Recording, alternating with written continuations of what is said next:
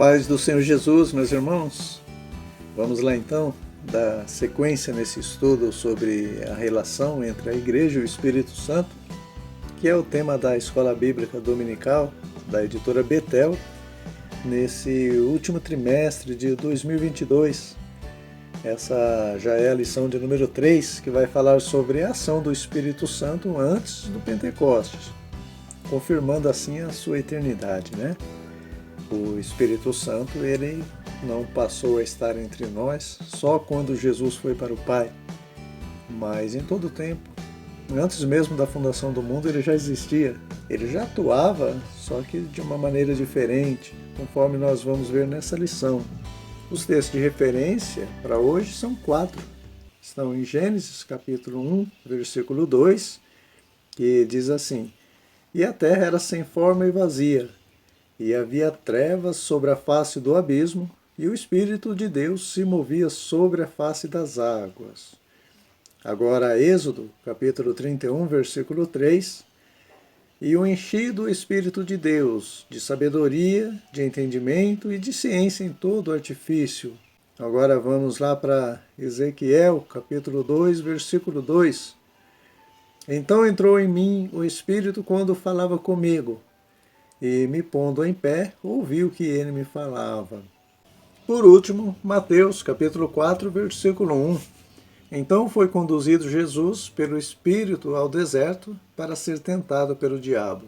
Então o comentarista ele fez questão de pegar esses textos alternados, né, das Escrituras, justamente para comprovar que o Espírito Santo sempre atuou em toda a história. Então caberia nessas referências também o livro do Apocalipse, onde Jesus diz para aquelas 7 igrejas da Ásia: "Quem tem ouvidos, ouça o que o Espírito diz às igrejas", né? Ou seja, de Gênesis a Apocalipse, do princípio ao fim, o Espírito Santo sempre atuou. E ele continua atuando até hoje e vai continuar. Na criação ele estava lá, em todo o Antigo Testamento também, e assim como no ministério de Jesus. E conforme diz aí na verdade aplicada dessa lição, esse mesmo Espírito está conosco para nos ajudar em todo o tempo, trazendo uma renovação espiritual aos que habitam na face da terra, conforme diz o Salmo 104, versículo 30, que é o texto áureo, o texto de destaque de hoje. O tópico 1 vai nos mostrar então como o Espírito Santo agia na criação, ali se movendo sobre a face das águas, e revelando o seu poder criador e sustentador, conforme nós lemos aí, né, no capítulo 1, versículo 2 do livro de Gênesis. Ali ele foi mencionado pela primeira vez, e isso comprova que ele participou de toda a criação, juntamente com o Deus Pai e o Deus Filho, o Senhor Jesus. Os irmãos já sabem, mas vale a pena reforçar que sempre que é pronunciada a palavra Deus, nós devemos considerar que está falando de uma trindade, constituída pelo Deus Pai, o Deus Filho e o Deus Espírito Santo. Apesar da função de cada um deles serem distintas, essa trindade sempre agiu unida, em concordância, em sintonia. Então o Espírito Santo ele também está presente quando a Bíblia diz que no princípio criou Deus os céus e a terra. Através do seu imenso poder ele criou todas as coisas. No princípio a terra era sem forma e vazia, e cuidadosamente Deus, na pessoa do Espírito Santo também, foi moldando cada detalhe da criação, preparando tudo, né, para ela ter condições de ser habitada, para que ela tivesse condições de sobrevivência. Da mesma forma que uma mãe, quando está preparando um enxoval com todo amor e carinho para o bebê que logo vai nascer, Deus já estava preparando o mundo para o homem que ele havia de criar. E como nós vimos, né, na leitura inicial, não tem como negar a ação do Espírito Santo na criação, porque a Bíblia diz ali que ele já pairava ou se movia sobre a face das águas desde o início. E aqui, irmãos, parece não ter nada demais nisso, né, no fato do Espírito pairar sobre a face das águas, mas a gente pode tirar um ensinamento precioso aqui. Tem um texto na Bíblia que fala sobre uma criança que morreu e a mãe foi buscar socorro num homem de Deus chamado Elias. E ele foi, se deitou sobre o menino para aquecer o corpo da criança, e Deus ressuscitou essa criança. Com o sucessor de Elias, o Eliseu, aconteceu a mesma coisa. Uma criança também morreu, a mãe foi buscar socorro em Eliseu e ele fez como seu mentor, o Elias, né? Ele se deitou sobre a criança e Deus novamente agiu dando vida ao menino. Então, quando o Espírito de Deus pairou sobre a face das águas, claro que dá para perceber que foi literalmente, mas nós vimos no estudo do livro do Apocalipse que as águas também representam as nações, os povos. Então a gente pode fazer uma aplicação aqui e espiritualmente observar que Deus quer nos aquecer com a sua presença gloriosa para nos dar vida. É como se fosse um processo de incubação na gestação de uma vida, né? Foi nesse sentido que Jesus também disse sobre os moradores de Jerusalém que ele sempre quis envolvê-los como uma galinha envolve seus pintinhos debaixo das suas asas. Também lá no Salmo 91, versículo 4, o salmista diz que Deus nos cobrirá com suas penas e debaixo de suas asas estaremos seguros. É óbvio que Deus não tem asa, Deus não tem penas, e ele está se referindo ao calor divino que aquece a nossa vida, a nossa alma. E nisso a gente pode então fazer duas observações importantes. A primeira é que se a partir do Pentecostes Deus passou a agir dentro de nós, sendo o Espírito Santo derramado como línguas repartidas de fogo em nossos corações, isso mostra que Deus quer nos aquecer com o seu calor, começando pelo nosso interior, pelo nosso coração. A segunda observação é que esse fato que aconteceu com Elias e se repetiu com Eliseu, em aquecer o corpo morto de uma criança, dando novamente vida a ela, né? Isso nos mostra que Deus tem pressa em nos aquecer com a sua presença gloriosa, em nos vivificar com o seu poder, porque quando o faraó ele teve dois sonhos repetidos, José disse para ele, né? O sonho se repetiu porque Deus tem pressa em cumprir seu propósito. O item prossegue dizendo que, diferentemente do Novo Testamento, no Antigo Testamento o Espírito Santo não é mencionado como Espírito Santo.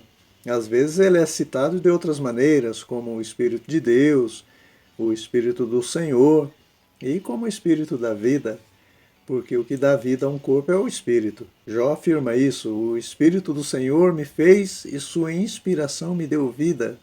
O salmista também diz lá no Salmo 33, versículo 6, que todo o exército celestial, ou seja, os anjos, que também são seres vivos, foram feitos pelo Espírito da boca de Deus. Também o Salmo 104, versículo 30, que diz que Deus envia o seu Espírito para criar, para renovar e vivificar, dando vida na face da terra. Mas observem que em nenhum desses textos o Espírito de Deus é citado como Espírito Santo. Mas por que só a partir do Novo Testamento que ele passa a ser chamado de Espírito Santo? Talvez porque a partir do Novo Testamento o Espírito de Deus passou a agir dentro de nós. E como a vontade de Deus é a nossa santificação, ele é chamado de Espírito Santo para que não esqueçamos que temos um Deus santo em nós e que devemos viver em santidade em toda a nossa maneira de viver, sendo santos como ele é santo. Por isso a marca do Espírito de Deus no Novo Testamento é a santidade.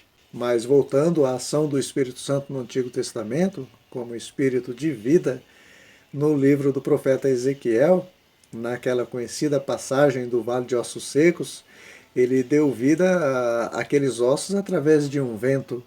É uma outra forma simbólica do Espírito Santo agir, porque Espírito fala de fôlego, fala de sopro, fala de vida. Foi assim na criação, quando Deus soprou o fôlego de vida no homem. Foi assim também no Novo Testamento, com um vento veemente dando vida à igreja. Foi assim no novo nascimento, naquela nova vida que Jesus se referiu a Nicodemos, quando ele disse: assim como o vento sopra para onde quer, e ouves a sua voz, mas não sabe de onde vem nem para onde vai, assim é todo aquele que é nascido do Espírito. Foi assim quando Jesus soprou sobre os seus discípulos ao ressuscitar, e disse para eles: recebam o Espírito Santo. E o Espírito Santo de Deus não só dá vida, mas ele sustenta a vida também. Ele é o criador da vida e o sustentador até a volta de Jesus, né? Seja através da morte física ou o arrebatamento da igreja. Vamos agora para o tópico 2, que vai falar sobre outra operação do Espírito Santo no Antigo Testamento, que é capacitar o homem, né, o ser humano de uma maneira em geral, não só a capacidade no desempenho dos dons ministeriais ou espirituais, mas nos dons naturais também. Esse tipo de dom, também chamado de talento ou aptidão, na maioria das vezes já nasce com a pessoa. A habilidade que alguém tem de realizar certas atividades, como os reis, os sacerdotes, os profetas, os juízes e os artífices também, que está relacionado a uma profissão, né? Tudo isso vem do Espírito de Deus. Você observa isso no capítulo 31 do livro de Êxodo, que foi uma das referências de hoje. E nesse tópico nós vamos aprofundar mais na ação do Espírito Santo na vida dos artesãos, dos profetas e dos reis de Israel. Começando pelos artesãos, que são aqueles que mexem com artesanatos manuais em geral, Deus havia passado o rascunho do projeto do tabernáculo para Moisés, para que ele repassasse para os responsáveis na construção. Então Deus inspirou 2 homens, por meio do seu Espírito, para realizarem a confecção dos utensílios do santuário, dando a eles sabedoria no manuseio do ouro, da prata, do cobre, da madeira. E não só isso, né? Deus capacitou eles também na função de professor, de ensinar suas habilidades a terceiros. Porque ninguém nasce sabendo, né? Capacitado por Deus, sim, mas sabendo, não. Então, cabe a cada um buscar o preparo, conhecimento através dos estudos, para pôr em prática o dom que recebeu de Deus. O médico tem o dom da medicina, isso foi dado por Deus, mas ele tem que estudar pelo menos uns 10 anos, né, para poder pôr em prática o dom que recebeu do Senhor. Agora perceba, irmãos, que Deus não capacitou Moisés para essa obra de construir o tabernáculo. Deus poderia, né, mas ele não fez.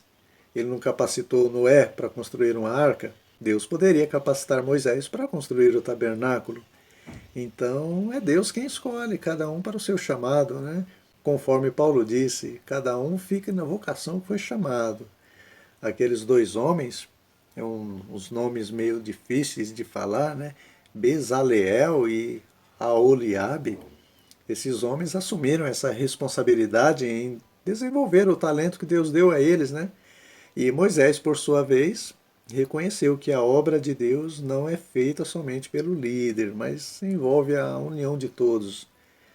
Não adianta líder querer fazer tudo sozinho e nem os liderados querer jogar toda a responsabilidade sobre o líder. Se Deus não capacitar, irmãos, todo esforço é em vão. E se a pessoa não buscar o preparo, o talento fica enterrado também. Só que Deus vai requerer no que diz respeito à sua obra. A gente tem o exemplo de Jeremias. Ele era de uma família de sacerdotes e, seguindo a linhagem dos homens, ele deveria exercer o sacerdócio. Só que Deus disse para ele: Desde o ventre te chamei e as nações te dei por profeta. Jeremias no começo até tremeu, mas Deus garantiu para ele, né? Porque aquele que chama, meus irmãos, ele é fiel e garante, tá bom? Então, se você tem um chamado de Deus na sua vida, não temas, porque se foi Deus quem te chamou, ele garante, tá? Deus disse para Jeremias: Não temas, porque eu sou contigo. Eu porei as palavras na sua boca. Você vai ser apenas meu porta-voz, Jeremias. O resto deixa que eu garanto. E Jeremias obedeceu, né? Cumpriu o seu chamado, e profetizando por cerca de 40 anos, e foi se cumprindo tudo que Jeremias profetizava, porque quando um profeta de Deus fala, é Deus falando através do profeta, né? Eles foram inspirados pelo Espírito Santo para falar no nome do Senhor.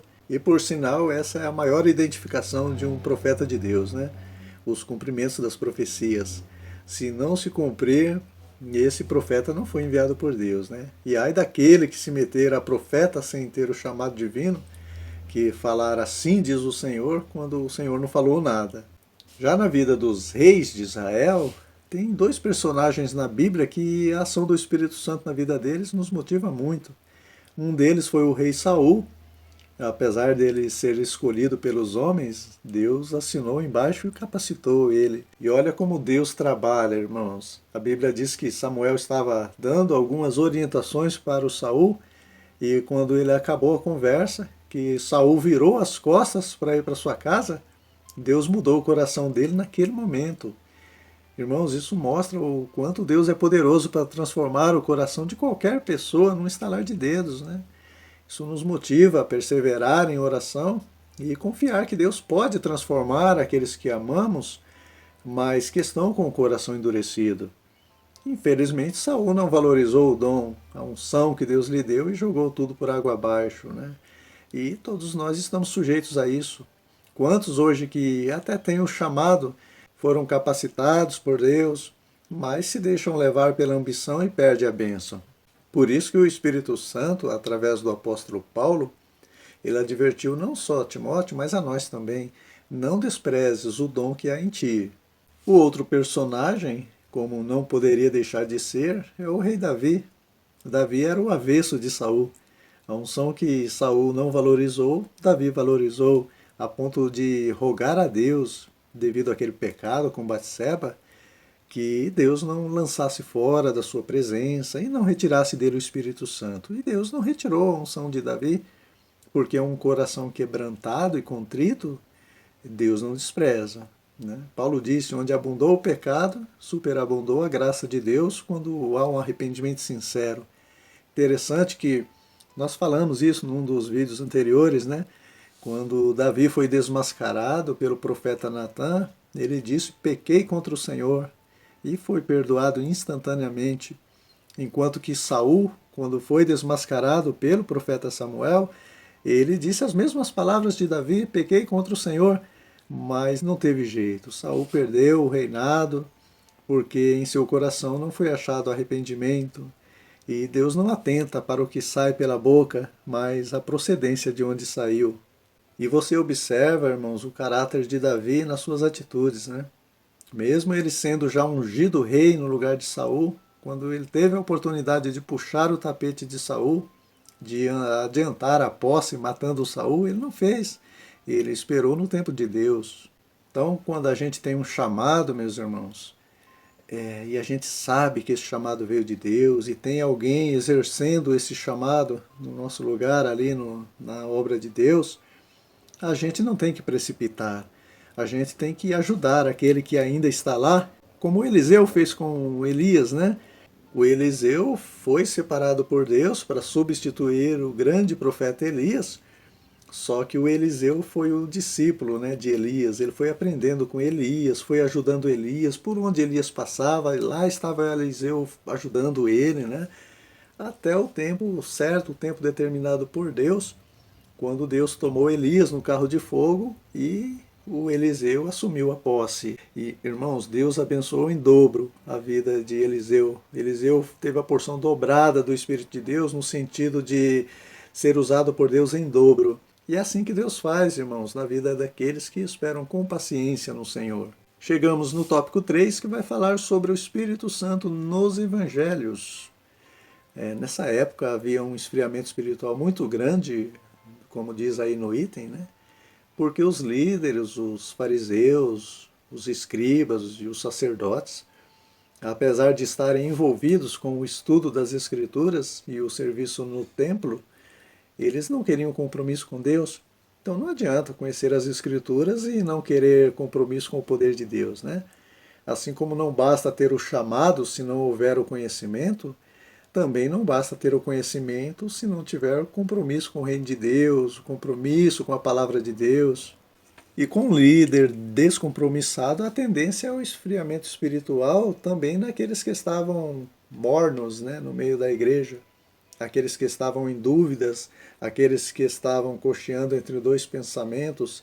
O esfriamento espiritual do líder, irmãos, vai levar a pessoa para o lado da frieza espiritual.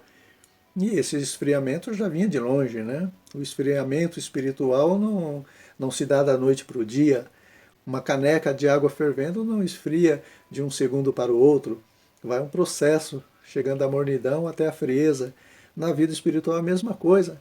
Desde a época do profeta Oséias, quando Deus disse que por negligência desses líderes ao conhecimento e à palavra de Deus, o povo também já estava perecendo. Então o esfriamento já vem de longe. E Jesus chamou esses tipos de líderes de condutores cegos, né? Tanto eles quanto os que são conduzidos por eles, ambos cairão no buraco. Só que a palavra de Deus está ao alcance de todos, não somente dos líderes. Por isso não haverá justificativa se deixarmos que nos enganem. Errais por não conhecer as Escrituras e nem o poder de Deus. Esse último tópico, ele vai falar sobre como era Israel antes da efusão do Espírito. Ele vai mostrar também que Jesus, mesmo sendo Deus, mas devido à sua condição também de ser humano, o Espírito Santo estava sobre ele. E vamos ver também que esse mesmo Espírito que estava sobre Cristo, ele está sobre a igreja. O item inicia dizendo que quando Jesus assumiu a natureza humana, o estado espiritual do povo era triste. Jesus, então, ele veio com o propósito de voltar a renovar, né? A mudar essa situação, a transformar a tristeza em alegria. Através de Isaías, ele disse: o Espírito do Senhor está sobre mim, pelo que me ungiu para pregar boas novas aos mansos, a restaurar os contritos de coração, a consolar os tristes, enfim. E quando ele veio e leu esse texto lá ali no templo, Jesus confirmou, né? Hoje se cumpriu essa profecia aos vossos ouvidos. Então, se alguém está se sentindo triste, abatido de espírito, Jesus quer tornar a dar alegria no seu coração. Só não pode haver resistência à palavra de Deus, à voz do Espírito Santo, como houve por parte desses religiosos que viviam numa frieza espiritual a ponto de estarem totalmente afastados de Deus. Irmãos, olha que coisa interessante. O único que nos afasta de Deus é o pecado. Então, se tem líderes religiosos frios, afastados da presença de Deus, a gente não pode se deixar afastar da presença de Deus por influência deles. Observe que sempre houve um remanescente fiel em meio à apostasia em todo o contexto bíblico. Nesse caso também, quando Jesus nasceu, havia pessoas ali como João Batista, Maria, Isabel, Zacarias, Simeão também, entre outros, né, perseverando na promessa que o Messias viria. Então, da mesma forma, há muita apostasia nos nossos dias, no meio em que vivemos. Quantos líderes religiosos que têm como prioridade seus próprios interesses pessoais, que estão frios, gelados espiritualmente. Mas é possível nos mantermos firmes, com a chama acesa no nosso coração, da presença do Espírito Santo, na promessa de que esse mesmo Messias um dia voltará. Por isso que, assim como ninguém poderá se justificar diante de Deus com um argumento que foi enganado porque não sabia, também não poderá com o argumento que foi influenciado pelo meio em que vivia.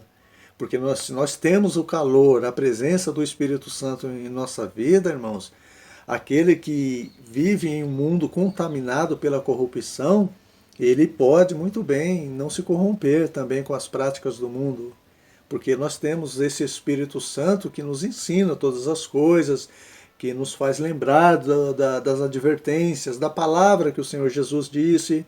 Ele também nos ajuda quando nós estamos fracos diante do pecado, diante das tentações, e ele intercede por nós também, porque muitas vezes, quando nós estamos nessa situação, nós não sabemos nem como orar. Esse é o mesmo Espírito que revestiu o Senhor Jesus, que repousou sobre esse rebento do tronco de Jessé, conforme diz o item, que o fortalecia em espírito, que veio sobre ele numa forma corpórea de uma pomba, que levou Jesus para ser tentado no deserto, mas que em nenhum momento do seu ministério o abandonou. Deus jamais, irmãos, vai permitir que sejamos tentados acima do que possamos suportar. Então esse Espírito, esse mesmo Espírito Santo, repousou também sobre a igreja, sobre aquelas quase 120 pessoas naquele cenáculo, e desceu sobre eles em forma de línguas repartidas como de fogo, e essa chama então permanece acesa até os dias de hoje. Porque a promessa da efusão do Espírito era para os que estavam longe também. Isso diz respeito a nós, a igreja do século XXI. Amém, meus irmãos? Concluímos assim mais essa lição. Deus abençoe mais uma vez a você que nos acompanhou até aqui. Ainda tem um remanescente nos incentivando nesse propósito de compartilhar aquilo que Deus tem colocado em nosso coração. Irmãos, a Bíblia diz que os dons do Espírito Santo, sejam ministeriais ou espirituais, foi dado a cada membro para a edificação de todo o corpo, né, que deve crescer proporcionalmente. Um membro não pode crescer sozinho. Imagine alguém com o corpo de criança e o pé de adulto. Por isso, eu sou grato a você que tem nos acompanhado e tem nos dado essa oportunidade de não crescer sozinho, mas compartilhar esse alimento para que todos possam crescer também. E na próxima semana estaremos refletindo, se assim for da vontade de Deus, na lição de número 4, que vai falar sobre o batismo com o Espírito Santo. Vamos ver quais são as distinções, as evidências, o propósito e os resultados do cumprimento dessa promessa, tá bom? Deus abençoe a todos, tenha uma ótima aula na EBD da sua igreja e até a próxima, se Deus quiser.